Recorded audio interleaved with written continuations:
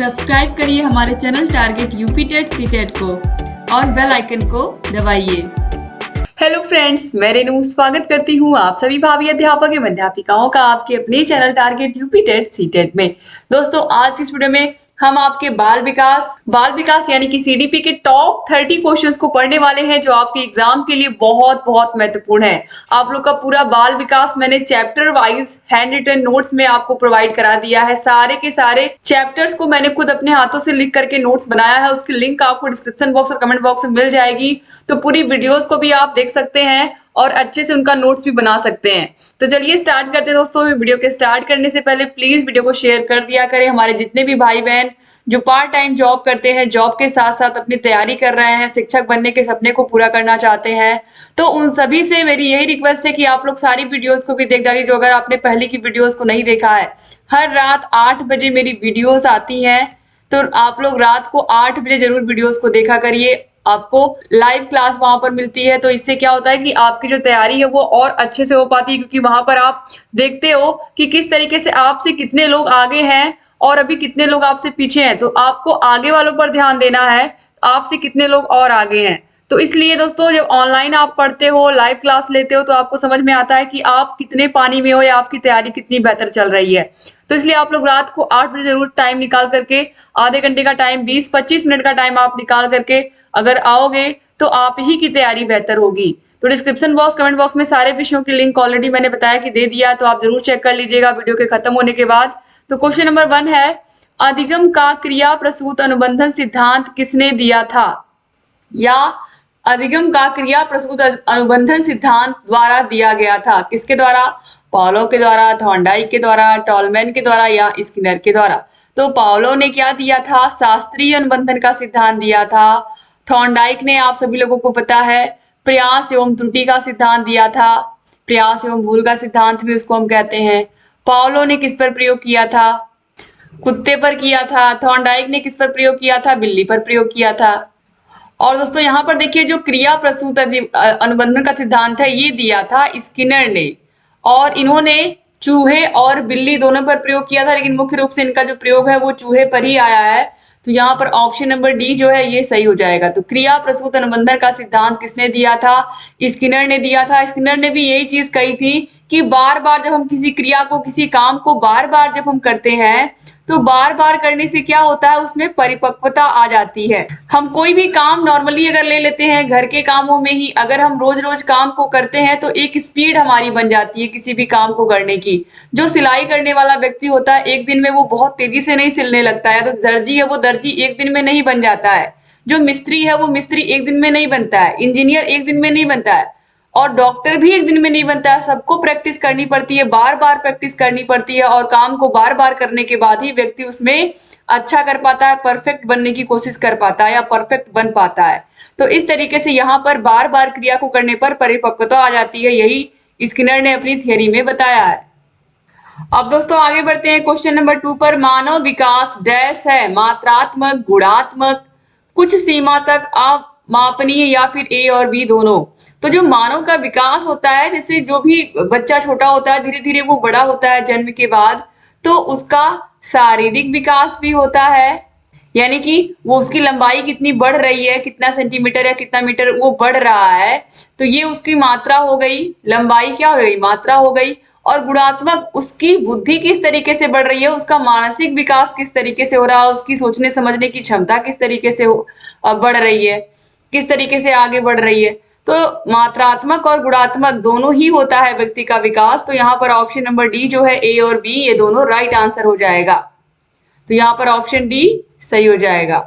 दोनों को मिला करके ही मानव का विकास होता है। याद रखिएगा, किसी भी बच्चे का जो विकास होता है, उसके शारीरिक और मानसिक विकास दोनों को जोड़ करके ही हम बताते हैं।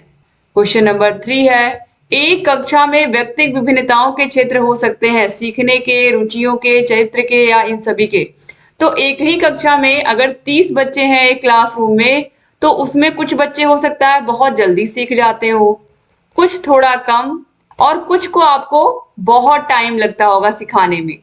और कुछ बच्चे ऐसे होंगे जिनको मैथ पसंद होगा, कुछ ऐसे होंगे जिनको इंग्लिश पसंद होगी, कुछ ऐसे होंगे जिनको हिंदी अच्छा लगता होगा। ठीक है। और चरित्र, कुछ बच्चे ऐसे होंगे जिनके अंदर आप देखोगे प्रबल सहयोग की भावना होती है, हेल्पिंग नेचर के होते हैं। कुछ बच्चे मूडी होते हैं, मन है तो हेल्प करेंगे, नहीं है तो नहीं करेंगे। कुछ बच्चे ऐसे होते हैं जो बहुत शरारती होते हैं, बहुत नॉटी होते हैं। तो इस तरीके से चरित्र भी अलग अलग होता है। तो यहाँ पर ऑप्शन नंबर डी जो है, इन सभी के ये सारी भिन्नताएं एक ही कक्षा में आपको देखने को मिल जाएंगी। केवल 30 के 30 बच्चों की कक्षा की बात मैं कर रही हूँ। अब हम आगे बढ़ते हैं क्वेश्चन नंबर 4 पर। एक बच्चा ए एन टी को टी ए एन पढ़ता है, ठीक है। ए एन टी को क्या पढ़ता है, वो टी ए एन पढ़ता है। और started S T A R E D, S T A R E D को पढ़ता है वो S T A R T E D, S T A R E D, यहाँ पर टी छूट गया है, ठीक है। तो इस तरीके से यहाँ पर आप देखिए बच्चे में, अगर इनमें बच्चा अंतर नहीं कर पा रहा, सेम यहाँ पर एक और मैं लिख दे रही हूँ, वॉच को बच्चा सा पढ़ रहा है, ठीक है। तो ये देखिए यहाँ पर आपको समझ में आ रहा होगा, मिरर इमेज बन रही है। इस तरीके से अगर आप आंट लिख के देखोगे मिरर में तो ये इस तरीके से दिखेगा। स्टार्टेड को लिखोगे तो आप इस तरीके से। तो यहाँ पर देखिए बच्चा, उसको कंफ्यूजन हो रहा है, उसको पढ़ने में क्या हो रहा है, उसको वॉच, उसको सा दिखाई दे रहा है। तो इस तरीके से बच्चे को पढ़ने में प्रॉब्लम है और पठन संबंधी अगर विसंगतियां बच्चे में पाई जा रही है तो इसे हम कहते हैं डिसलेक्सिया। क्या कहते हैं, डिसलेक्सिया कहते हैं। तो दोस्तों याद रखिएगा, जो डिसलेक्सिया होता है, डिसलेक्सिया से पीड़ित बच्चे बोलने पे घबराते हैं और उन्हें लिखी हुई सामग्री धुंधली दिखाई देती है, कुछ उनको देखने में प्रॉब्लम होती है, याद रखिएगा। क्वेश्चन नंबर 5 है, विकास के किस काल को अत्यधिक तनाव, दबाव और तूफान का काल या विकास के किस काल को अत्यधिक दबाव और तनाव का काल कहा गया है? किशोरावस्था, प्रौढ़ावस्था, मध्यावस्था या वृद्धावस्था? तो आप सभी को पता है अत्यधिक तनाव की जो अवस्था है, तनाव, तूफान, संघर्ष की जो अवस्था मानी जाती है वो किशोरावस्था ही मानी जाती है। और किशोरावस्था की सबसे अच्छी परिभाषा स्टैनले हॉल ने दी है। तो यहाँ पर ऑप्शन ए जो है सही हो जाएगा। आगे बढ़ते हैं अब क्वेश्चन नंबर 6 पर। बाल विकास से तात्पर्य डैश और डैश परिवर्तनों से है जो जन्म और किशोरावस्था के अंत के बीच में होते हैं। तो दोस्तों यहाँ पर आप देखिए बाल विकास से तात्पर्य क्या है, तो यहाँ पर दोस्तों हो जाएगा, दोस्तों यहाँ पर देखिए जो राइट आंसर होगा वो होगा ऑप्शन नंबर ए। बाल विकास से तात्पर्य जैविक, मनोवैज्ञानिक और भावनात्मक विकास से, या जैविक परिवर्तन, मनोवैज्ञानिक परिवर्तन और भावनात्मक परिवर्तन से है जो जन्म और किशोरावस्था के अंत के बीच होते हैं।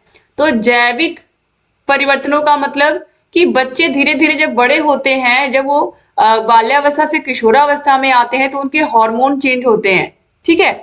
इसी प्रकार से उनका मनोवैज्ञानिक परिवर्तन भी होता है, उनका व्यवहार परिवर्तित होता रहता है और उनके अंदर भावनात्मक परिवर्तन भी आते हैं। ये सब बाल विकास की अवस्थाओं में होता है, शैशवावस्था से लेकर के किशोरावस्था तक के मध्य। अब हम क्वेश्चन नंबर 7 पे आते हैं, तो यहाँ पर ऑप्शन ए जो है दोस्तों ये सही हो जाएगा। क्वेश्चन नंबर 7 है, आंख के रंग को कौन सा कारक प्रभावित करता है? वातावरण, आनुवांशिकता, हार्मोन या फिर समाज? तो अगर किसी बच्चे के माता पिता की आंखें नीली हैं या भूरी हैं तो बहुत ज्यादा चांसेस है कि उस बच्चे की भी आंखें नीली या भूरी हो। तो ये आनुवांशिकता, ये जीन्स के कारण होता है। तो ऑप्शन नंबर बी जो है ये सही हो जाएगा। तो याद रखिएगा आंख के रंग को आनुवांशिक कारण प्रभावित करते हैं। अब क्वेश्चन नंबर 8 पर आते हैं हम लोग। इवान पावलो के क्लासिकल कंडीशनिंग के विचार के अनुसार एक उत्तेजना के लिए एक विशेष प्राकृतिक प्रतिक्रिया दूसरे संबद्ध उत्तेजना के लिए एक सशर्त प्रक्रिया बन जाती है। निम्नलिखित में से कौन सा उदाहरण उस सिद्धांत को संतुष्ट करता है? विद्यालय में घंटी बजने को बच्चे अवकाश का संकेत समझते हैं और उसे खुशी के साथ जोड़ते हैं।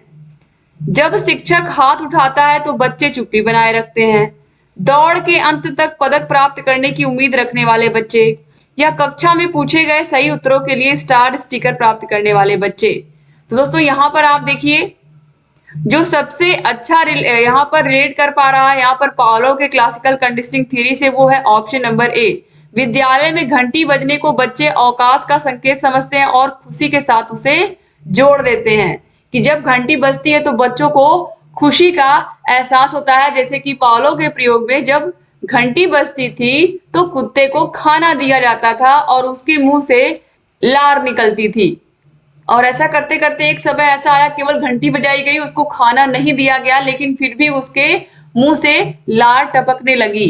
तो यहाँ पर ये क्लासिकल कंडीशनिंग थ्योरी के अनुसार यहाँ पर ये ऑप्शन ए जो है ये सही हो जाएगा।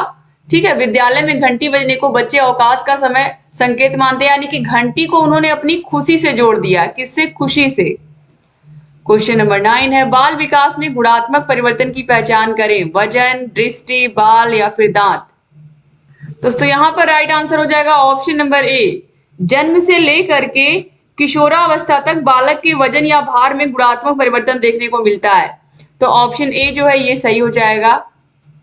अब हम क्वेश्चन नंबर 10 पर आते हैं। इनमें से कौन पाठचर्या एनसीएफ 2005 एनसीएफ 2005 का मार्गदर्शी सिद्धांत नहीं है? बच्चों को चौमुखी विकास के अवसर उपलब्ध कराना, ज्ञान को स्कूल की बाहरी जीवन से जोड़ना, अंग्रेजी भाषा में शिक्षा देना, या पढ़ाई को रटंत्र प्रणाली से मुक्त करना। तो पढ़ाई को रटने की प्रक्रिया से मुक्त करना ये तो कहा ही गया है। ज्ञान को स्कूल के बाहरी जीवन से जोड़ना यही मुख्य लक्ष्य ही था एनसीएफ 2005 का।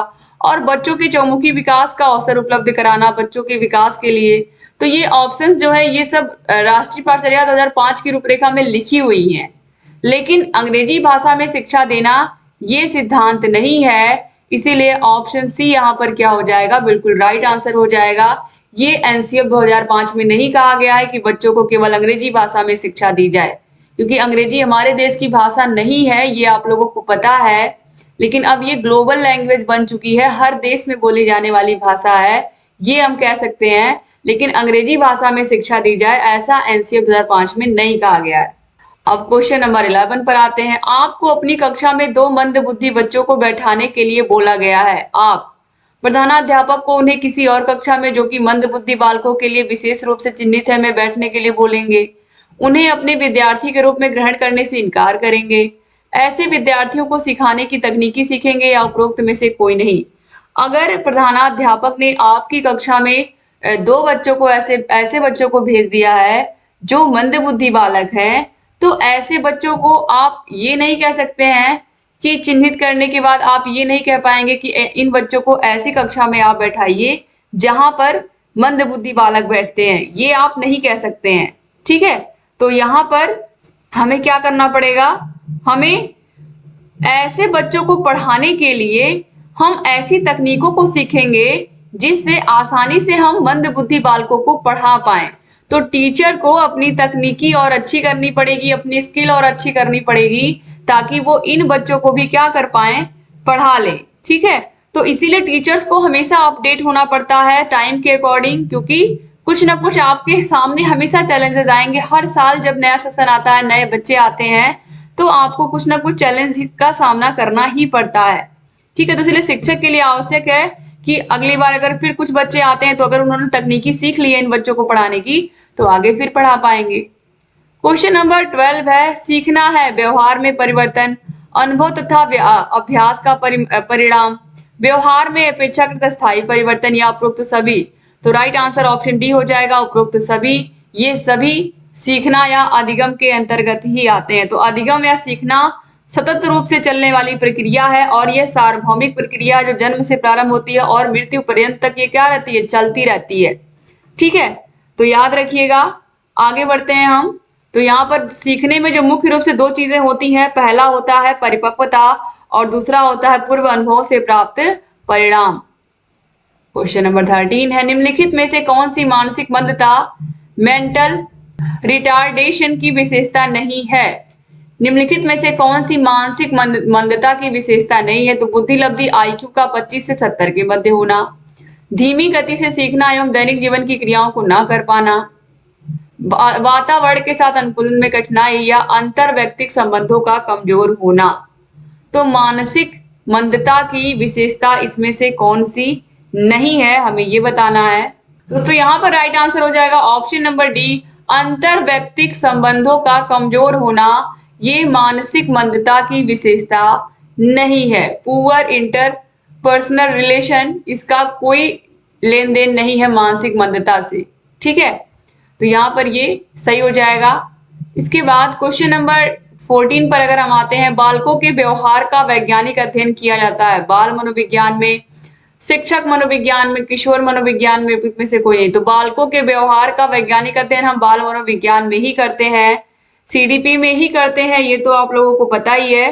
तो यहाँ पर ऑप्शन नंबर ए जो है ये क्या हो जाएगा, सही हो जाएगा। ठीक है, नंबर 15 पर आते हैं, बाल विकास की परिभाषा का अध्ययन क्षेत्र है जो मानवीय सामर्थ्यों में परिवर्तन का परीक्षण करता है, जीवन अवधि के दौरान व्यवहार की व्याख्या ढूंढेगा, बच्चों की व्यस्त तथा वरिष्ठ नागरिकों के साथ तुलना करेगा, किसी बच्चे के संज्ञानात्मक, सामाजिक तथा दूसरे सामर्थ्यों के क्रमिक विकास के लिए उत्तरदायी होगा। तो यहां से इसमें कौन सा राइट आंसर होगा, तो किसी भी बच्चे के, दोस्तों याद रखिएगा, संज्ञानात्मक, सामाजिक तथा नैतिकता के क्रमिक विकास को ही हम क्या कहते हैं, बाल विकास कहते हैं। ठीक है, तो याद रखिएगा इस तरीके से ये क्या होते हैं, एक दूसरे से क्रमिक रूप से क्या होते हैं, संबंधित होते हैं और एक दूसरे के विकास के लिए क्या होते हैं, उत्तरदायी होते हैं। तो बच्चे का संज्ञानात्मक विकास, बच्चे का सामाजिक विकास, बच्चे का क्रमिक विकास, ये सब याद रखिएगा बाल विकास के अंतर्गत आते हैं। तो ऑप्शन नंबर डी जो है ये क्या हो जाएगा, सही हो जाएगा। ठीक है, इसके बाद क्वेश्चन नंबर 16 है, तत्परता का नियम किसने दिया। तो तत्परता का नियम, प्रभाव का नियम और अभ्यास का नियम, यही 3 मुख्य नियम दिया था किसने, थॉर्नडाइक ने दिया था। तो राइट आंसर यहाँ पर क्या हो जाएगा, ऑप्शन नंबर सी, तत्परता का नियम, प्रभाव का नियम और अभ्यास का नियम, ये तीनों के तीनों नियम याद रखिएगा, मुख्य नियम है सीखने के। किसने बताया था, थॉर्नडाइक ने बताया था। क्वेश्चन नंबर 17 है, प्रतिभाशाली होने का संकेत निम्नलिखित में से क्या नहीं है। प्रतिभाशाली होने का संकेत इनमें से कौन सा नहीं है, तो कौन सा है हम ये ढूंढ लेते हैं। विचारों में सृजनात्मकता, बच्चे के अंदर नए नए विचार आते हैं, नए नए आइडियाज आते हैं, तो ये तो है विशेषता। अभिव्यक्ति में अनूठापन, उसकी जो अभिव्यक्ति है वो अपने विचारों को, अपने भावों को बहुत ही अच्छे से शिक्षक के सामने रख रहा है, तो ये भी सही है। और कौतूहल पूर्ण व्यक्ति बच्चा है, वो सबसे घुल मिलकर रहता है, सबसे मित्रता पूर्वक व्यवहार करता है, तो ये भी सही है। लेकिन दूसरों के साथ लड़ना ये प्रतिभाशाली होने का बिल्कुल संकेत नहीं है, और इसीलिए ऑप्शन बी जो है ये सही हो जाएगा।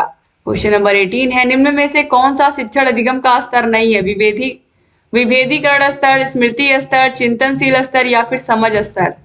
तो दोस्तों राइट आंसर देखिए यहाँ पर हो जाएगा ऑप्शन नंबर ए, निम्न में से कौन सा शिक्षण अधिगम का स्तर नहीं है। तो यहाँ पर जो विभेदीकरण स्तर दिया हुआ है ये शिक्षण अधिगम का स्तर नहीं है, क्योंकि इसके अंतर्गत हम बच्चों में एक तरीके से विभेद करते हैं, या फिर ये कहें कि बच्चों को अलग अलग समूहों में नहीं बांट सकते कि हाँ ये जो ए है इसमें तेज बच्चे बैठेंगे इधर साइड लेफ्ट साइड, और इधर राइट साइड जो कमजोर बच्चे हैं वो बैठेंगे क्लास में। तो हम ऐसा बिल्कुल नहीं कर सकते हैं।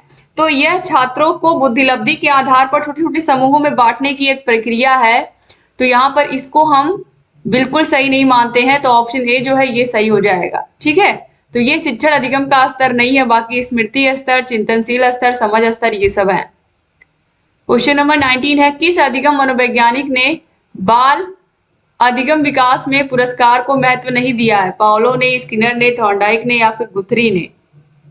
दोस्तों यहाँ पर आप देखिए जो गुथरी हैं इन्होंने बाल विकास में पुरस्कार को महत्व नहीं दिया है, इन्होंने पुरस्कार को महत्व नहीं दिया है, याद रखिएगा। गुथरी ने समीपता के सिद्धांत को दिया था, ये तो आप लोगों को पता ही है।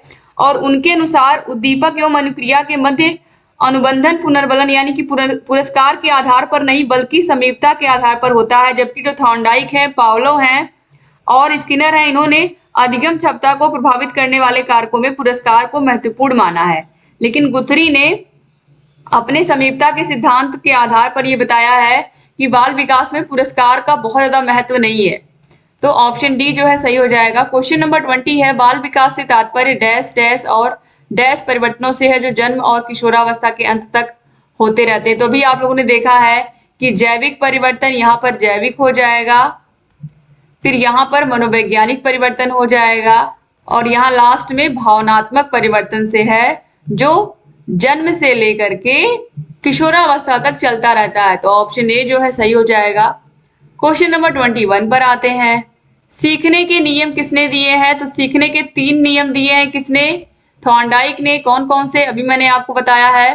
तत्परता का नियम, दूसरा प्रभाव का नियम और तीसरा अभ्यास का नियम। तो ये तीनों ही नियम थॉर्नडाइक ने दिए हैं। तो ऑप्शन सी जो है सही हो जाएगा। सीखने के नियम किसने दिए हैं? थॉर्नडाइक ने दिए हैं, याद रखिएगा। क्वेश्चन नंबर 22 है। कोहलबर्ग के सिद्धांत की एक प्रमुख आलोचना क्या है? कोहलबर्ग ने बिना किसी अनुभूति मूलक आधार के सिद्धांत प्रस्तुत किया। कोहलबर्ग ने प्रस्ताव किया कि नैतिक तार्किकता विकासात्मक है। कोहलबर्ग ने पुरुषों एवं महिलाओं की नैतिक तार्किकता में सांस्कृतिक विभिन्नताओं को महत्व नहीं दिया। कोहलबर्ग ने नैतिक विकास की स्पष्ट अवस्थाओं का उल्लेख नहीं किया। दोस्तों राइट आंसर यहाँ पर ऑप्शन नंबर सी है। जो कोहलबर्ग हैं, इन्होंने पुरुषों एवं महिलाओं की जो नैतिक तार्किकता होती है, इसमें सांस्कृतिक विभिन्नताओं को महत्व नहीं दिया। जबकि जन्म के पश्चात अवस्था परिवर्तन के साथ ही यह दृष्टिगोचर होने लगती है। बच्चों और लड़कियों या फिर ये कहें महिलाओं और पुरुषों में अलग अलग नैतिकता आपको देखने को मिलती है। तो इस तरीके से यहाँ पर इन्होंने ये चीज नैतिक यहाँ पर नैतिक तार्किकता जो होती है वो लड़के और लड़कियों की अलग अलग होती है और इस पर उन्होंने ध्यान नहीं दिया है। तो इस तरीके से यहाँ पर इस पर उन्होंने बात ही नहीं की है। याद रखिएगा कि जो पुरुष होते हैं और महिलाएं होती हैं, इनकी जो नैतिक तार्किकता होती है, इसमें सांस्कृतिक विभिन्नताएं पाई जाती हैं। ठीक है। और जन्म के पश्चात अवस्था परिवर्तन के साथ ही यह दिखाई भी देने लगती हैं, लड़के में भी लड़कियों में भी। तो यहाँ पर इसके बारे में उन्होंने बात नहीं की है। तो ऑप्शन सी यहाँ पर सही हो जाएगा। क्वेश्चन नंबर 23 है। श्रवण बाधित बच्चों को पढ़ाने के लिए क्या उपयुक्त किया जाता है? जो बच्चे सुन नहीं पाते उनके लिए हम क्या प्रयोग करते हैं? ब्रेल लिपि, सांकेतिक भाषा यंत्र या फिर ये सभी? तो जो ब्रेन लिपि है, ये ऐसे बच्चे जो देख नहीं सकते हैं, जो देख नहीं सकते हैं, दृष्टिबाधित बच्चे हैं, उनके लिए ब्रेल लिपि होती है। श्रवण बाधित बच्चों को हम संकेत से पढ़ाते हैं, सांकेतिक भाषा का प्रयोग करते हैं। हम अपने हाथों की उंगलियों का प्रयोग करके सांकेतिक भाषा के माध्यम से, अपने चेहरे के हाव भाव के माध्यम से हम पढ़ाते हैं ऐसे बच्चों को जिन्हें सुनने में प्रॉब्लम होती है। तो ऑप्शन बी सही हो जाएगा। अब क्वेश्चन नंबर 24 है। सीखने का प्राथमिक मूलभूत नियम क्या है? या सीखने का प्राथमिक मूलभूत नियम संबंधित है परिणाम की अपेक्षा से, प्रशंसा से, अभ्यास कार्य से या तत्परता से? तो किसी भी काम को आप तभी सीख पाओगे, तभी कर पाओगे जब आपके अंदर क्या होगा? तत्परता होगा। तो यहाँ पर देखिए राइट आंसर क्या हो जाएगा? आप सभी लोगों को दिख रहा है कि ऑप्शन नंबर डी जो है ये क्या हो जाएगा? सही हो जाएगा। तो याद रखिएगा थॉर्नडाइक ने 3 नियम दिए हैं, तत्परता का नियम, प्रभाव का नियम और अभ्यास का नियम। जिसमें तत्परता का जो नियम है वह कार्य करने के पूर्व तत्पर या तैयार किए जाने पर बल देता है। यदि हम किसी काम को सीखने के लिए तत्पर या तैयारी नहीं होंगे तो उसको जब हम किसी काम को करने के लिए तत्पर रहते हैं या तैयार रहते हैं दोस्तों, तो उस काम को हम अच्छे से सीख पाते हैं, टाइम से सीख लेते हैं। तो तत्परता में कार्य करने की इच्छा निहित होती है। तो इस तरीके से यहाँ पर ऑप्शन नंबर डी जो है ये सही हो जाएगा। क्वेश्चन नंबर 25 है। सीखने के नियम के प्रतिपादक कौन है? अभी आपने देखा सीखने के नियम किसने दिए हैं? थॉर्नडाइक ने दिए हैं। तत्परता का नियम, अभ्यास का नियम और प्रभाव का नियम। क्वेश्चन नंबर 26 है। निःशक्त बालकों की शिक्षा के लिए प्रावधान किया जा सकता है समावेशी शिक्षा द्वारा, समाकलन द्वारा, मुख्य धारा में डालकर या उपयुक्त में से कोई नहीं? तो दोस्तों जो निःशक्त बालक होते हैं, निःशक्त बालकों का मतलब होता है ऐसे बालक जो शारीरिक रूप से क्या होते हैं? अक्षम होते हैं, जिन्हें देखने में समस्या है, सुनने में समस्या है, बोलने में समस्या है, हड्डियों में कुछ प्रॉब्लम है, या ऐसे बच्चे जिनकी हड्डी ही नहीं है, हाथ पैर भी नहीं है एक दो। तो ऐसे बच्चों को हम शिक्षा किस प्रकार से देते हैं? तो ऐसे बच्चों को हम समावेशी शिक्षा के माध्यम से शिक्षा देते हैं। और समावेशी शिक्षा में ये बात कही जाती है कि सभी बालकों को बिना किसी भेदभाव के एक ही स्थान पर बैठा करके, एक ही कक्षा में बैठा करके शिक्षा दी जाए। तो यहाँ पर ऑप्शन नंबर ए जो है सही हो जाएगा। क्वेश्चन नंबर 27 है। निम्नलिखित में से कौन सा विकास का सिद्धांत है? सभी की विकास दर समान नहीं होती, विकास हमेशा रेखीय होता है, यह निरंतर चलने वाली प्रक्रिया है, विकास की सभी प्रक्रियाएं अंतर संबंधित नहीं है। दोस्तों यहाँ पर आप देखिए जो राइट आंसर हो जाएगा वो हो जाएगा ऑप्शन नंबर ए, सभी की विकास दर समान नहीं होती है। ये बिल्कुल सही बात यहाँ पर कही गई है कि आप देखोगे अगर एक ही कक्षा में 30 बच्चे हैं तो 30 के 30 बच्चों की जो विकास दर होगी वो बिल्कुल इक्वल नहीं होगी। आपकी कक्षा में कोई बच्चा बहुत लंबा है, कोई छोटा है, ये तो हो गई हाइट की बात या वृद्धि की बात। कोई बच्चा है जो बहुत तेज है, जिसको सारी चीजें आपने जो भी चीजें कहते हो तुरंत लर्न करके सुना देता है, किसी बच्चे को बहुत टाइम लगता है। ठीक है, इसी प्रकार से किसी बच्चे का सामाजिक विकास बहुत अच्छा हुआ। सामाजिक विकास का मतलब कि उसे किसी से बोलने में, किसी के साथ कुछ भी शेयर करने में या हेल्प करने में उसको कोई प्रॉब्लम नहीं है। और एक बच्चा जो किसी से बोलने में शर्माता है, तो उसका जो व्यवहारात्मक विकास है वो अच्छे से नहीं हुआ है। तो इसी प्रकार से सभी की जो विकास दर होती है कक्षा में सारे बच्चों की, वो अलग अलग होती है, समान नहीं होती है। तो ये बिल्कुल सही है। तो विकास के सिद्धांत के अंतर्गत किसी भी प्रकार से सभी क्षेत्रों में विकास की दर जो होती है वो समान नहीं होती है। अगर आपका सामाजिक विकास बहुत अच्छा है तो आप देखोगे आपका नैतिक विकास कहीं ना कहीं उससे थोड़ा कम है। तो इस तरीके से यहाँ पर क्या होता है कि हर एक व्यक्ति का सारा चीज इकट्ठे, सारा विकास इकट्ठे पॉसिबल ही नहीं है। तो यहाँ पर ऑप्शन ए जो है सही हो जाएगा। क्वेश्चन नंबर 28 पर आते हैं। सीखने का वह सिद्धांत जो पूर्ण रूप से और केवल अवलोकनीय व्यवहार पर आधारित है, सीखने के डैश सिद्धांत से संबंधित है। व्यवहारवादी, विकासवादी, रचनावादी या फिर संज्ञानवादी। तो दोस्तों यहाँ पर देखिए राइट आंसर हो जाएगा आपका व्यवहारवादी। सीखने का व्यवहारवादी जो सिद्धांत है वो अवलोकनीय व्यवहार पर आधारित है। तो सीखने के व्यवहारवादी सिद्धांत के प्रति जो प्रतिपादक है उनका मानना है कि सीखने के लिए उद्दीपक का होना क्या होता है, बहुत जरूरी होता है। व्यक्ति उद्दीपक के प्रति प्रतिक्रिया करता है और सीखता है, या प्रतिक्रिया से प्राप्त होने वाले परिणाम को ध्यान में रखकर सीखता है। तो उनका मानना है कि जो सीखना है वो अवलोकनीय व्यवहार पर आधारित होता है। तो इसमें सूझ और अंतर्दृष्टि की आवश्यकता नहीं होती है। ठीक है, तो इस तरीके से याद रखिएगा, ऑप्शन ए जो है सही हो जाएगा। क्वेश्चन नंबर 29 पर आते हैं। सीखने का वह सिद्धांत जो पूर्ण रूप से और केवल अवलोकनीय व्यवहार पर आधारित है, सीखने के किस सिद्धांत संबंधित है? तो अभी आपने देखा व्यवहारवादी, ऑप्शन ए जो है सही हो जाएगा। अब क्वेश्चन नंबर 30 पर आते हैं। एक शिक्षिका अपनी कक्षा को प्रतिभाशाली बच्चों की योग्यताओं की उपलब्धि चाहती हैं। अपने उद्देश्य की प्राप्ति के लिए उसे निम्नलिखित में से क्या नहीं करना चाहिए? विशेष ध्यान के लिए उन्हें समकक्षियों से अलग करना, उनकी सृजनात्मकता को समृद्ध करने के लिए उन्हें चुनौती देना, गैर शैक्षणिक गतिविधियों में आनंद लेना सिखाना, तनाव को नियंत्रित करना सिखाना। दोस्तों यहाँ पर आप देखिए प्रतिभाशाली बच्चों को योग्यता की उपलब्धि के लिए यह जरूरी नहीं है कि उनको हम उनकी कक्षा से अलग बैठा करके उनके समकक्षियों को दूसरे कक्षा में बैठाया जाए। तो ये बिल्कुल गलत है कि अगर 30 बच्चे हैं, 30 में से आपके क्लास में 2 बच्चे ऐसे हैं जो बहुत तेज हैं, तो उनको हम क्लास से अलग बैठाएं या उनको अलग ट्रीट करें, तो ऐसा बिल्कुल नहीं करना है। तो इस तरीके से यहाँ पर जो 28 बच्चे होंगे 30 में से, वो अपने आप में हीन भावना के शिकार हो जाएंगे कि हम लोग क्यों इतने अच्छे नहीं है। तो इस तरीके से यहाँ पर आप टोटल 30 क्वेश्चंस को देखा। वीडियो कैसी लगी आप जरूर कमेंट करिएगा। और अगर अभी तक आपने चैनल को सब्सक्राइब नहीं किया तो प्लीज सब्सक्राइब भी कर दीजिए दोस्तों। उम्मीद करती हूँ कि आज का सेशन आपको पसंद आया होगा। वीडियो को शेयर एक बार जरूर कर दीजिएगा अगर अभी तक आपने नहीं किया। डिस्क्रिप्शन बॉक्स, कमेंट बॉक्स में सारे विषयों की वीडियोस की लिंक मिल जाएगी। हमारे टेलीग्राम चैनल को भी आप ज्वाइन कर सकते हैं। और कोई भी डाउट हो तो आप कमेंट बॉक्स में कमेंट करके जरूर पूछिएगा दोस्तों। Thank you so much video को पूरा देखने के लिए। चैनल से ऐसे बने रहिए और ढेर सारी वीडियोस आपके लिए लाते रहेंगे और आपकी तैयारी को बेहतर से बेहतर करवाते रहेंगे। थैंक यू सो मच दोस्तों। जय हिंद।